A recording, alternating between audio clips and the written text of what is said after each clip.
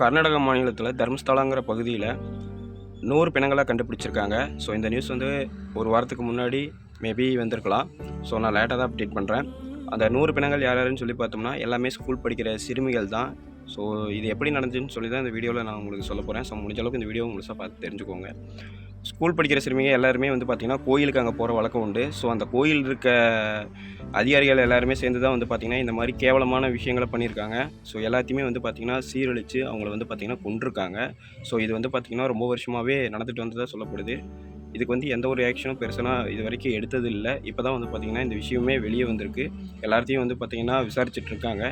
இதுக்கு மேலே வந்து பார்த்திங்கன்னா என்ன பண்ண போகிறாங்க அப்படிங்கிறது தெரில. ஏன்னா இத்தனை வருஷமாக இந்த விஷயம் நடந்துகிட்ருக்குது. யாருக்குமே வெளியே இந்த விஷயம் தெரிய வரல. இப்போ தெரிஞ்சிருக்கு. இதுக்கு என்ன ஆக்ஷன் எடுக்கிறாங்க அப்படிங்கிறது வெயிட் பண்ணி தான் பார்க்கணும். ஏன்னா வந்து பார்த்திங்கன்னா இறந்தது எல்லாமே சிறுமிகள். எல்லாமே வந்து பார்த்திங்கன்னா கற்பழிக்கப்பட்டு அவங்க வாழ்க்கையே நாசம் பண்ணி வந்து பார்த்திங்கன்னா கொன்றுருக்காங்க. கொன்று வந்து பார்த்திங்கன்னா பக்கத்தில் இருக்கிற ஆற்றுல வந்து பார்த்திங்கன்னா தூக்கி போட்டிருக்காங்க. ஸோ இந்த மாதிரி கொடூர செயல் வந்து பார்த்திங்கன்னா கர்நாடக மாநிலத்தில் வந்து பார்த்திங்கன்னா நடந்திருக்கு. ஸோ இதை பற்றி உங்களோட கருத்து என்னன்னு சொல்லிட்டு மறக்காமல் வந்து பார்த்திங்கன்னா கமெண்ட் பண்ணுங்கள். அது மட்டும் இல்லாமல் நம்மளோட எம்ஆர் வேணி சேனலை சப்ஸ்கிரைப் பண்ணி வச்சுங்க. அப்போ தான் நான் அப்புறம் வீடியோ உங்களுக்கு வந்து சேரும். Thank you all.